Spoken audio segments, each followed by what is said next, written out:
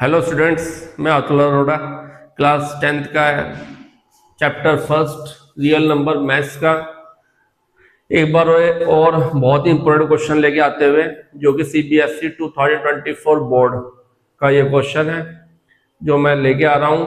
और ये इस टाइप का क्वेश्चन है कि बच्चों इसने एग्जाम में आना ही है। तो क्या कहा गया है इसके अंदर? क्वेश्चन में कहा गया है prove that 5 minus 2 under root 3 is an irrational number। आपको 5 minus 2 under root 3 को रेशनल नंबर प्रूव करना है, और साथ ही आपको अंडर रूट 3 क्या बोल रखा है कि ये इरेशनल है। अंडर रूट 3 रेशनल नंबर है, ये आपको गिवन है, ये आपको अलग से करके नहीं दिखाना, ये आपको ऑटोमेटिकली क्वेश्चन के अंदर आपको गिवन हो गया।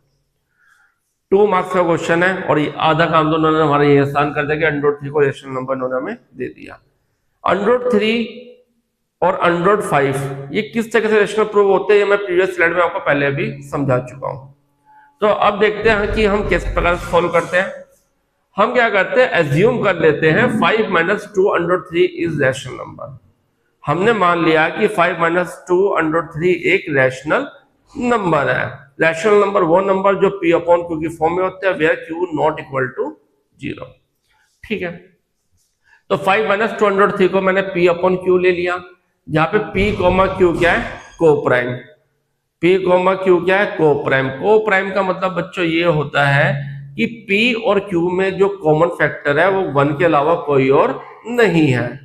p और q में 1 के अलावा कोई और कॉमन फैक्टर नहीं है। इसका भी एग्जांपल मैं अपनी प्रीवियस स्लाइड में समझा चुका हूं कि को प्राइम होते क्या है। और साथ में ये क्या है, इंटीजर्स भी है।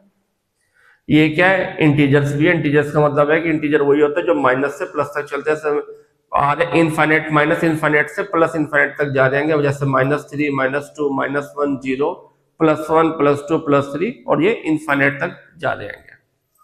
तो इसको हमने क्या कर दिया है, p अपॉन q की फॉर्म में ले लिया है। अब बच्चों हमने क्या करा, इस 5 को ऐसे रखा, p अपॉन q को उठा के इधर ले गए, तो ये प्लस का इधर आके किसका हो जाएगा, माइनस का। और 203 जो माइनस का उससे राइट हैंड साइड लेके जाऊंगा, हो जाएगा प्लस का। अब मुझे इन दोनों में क्या लेना है, एलसीएम लेना है, क्योंकि यहाँ पे बच्चा 5 minus p अपॉन q। अब जब एलसीएम लूंगा तो मैं एलसीएम लेता हूँ q। वो से कहेंगे अरे सर 1 भी ले लो। अरे बच्चों में 1 भी ले लूं तो क्या फर्क पड़ता है, 1 से लूंगा तो 1 से 1 कैंसिल, q की 5 से मल्टीप्लाई होगी 5q, q से q कैंसिल, 1 की p से मल्टीप्लाई होगी तो p, ये तो आना है। तो इसलिए हम डायरेक्ट क्या करते हैं, q लिख देते हैं। हमने q ले लिया, is equal to 2 under root 3। अब क्या किया गया है कि ये जो 2 था इससे क्रॉस मल्टीप्लाई कर देंगे, किससे, q से। तो 5q minus p upon 2q is equal to under root 3। अब आप देखिएगा कि 5 क्या है, इंटीजर नंबर है, q p भी इंटीजर है, ये 2 भी इंटीजर है। तो ये पूरा का पूरा ये सारे इंटीजर है। तो ऊपर भी इंटीजर है, नीचे भी इंटीजर है, तो इट मींस ये क्या हो गया, एक रैशनल नंबर हो गया। ये पूरा क्या एक रैशनल नंबर है।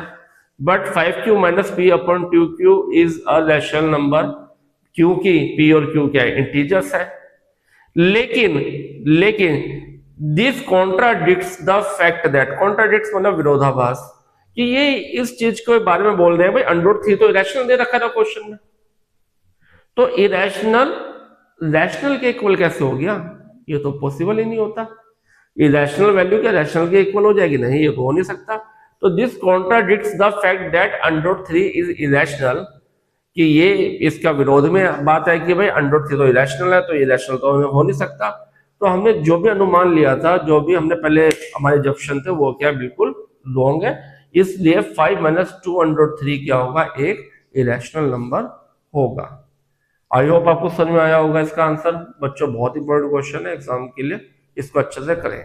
Okay, thank you.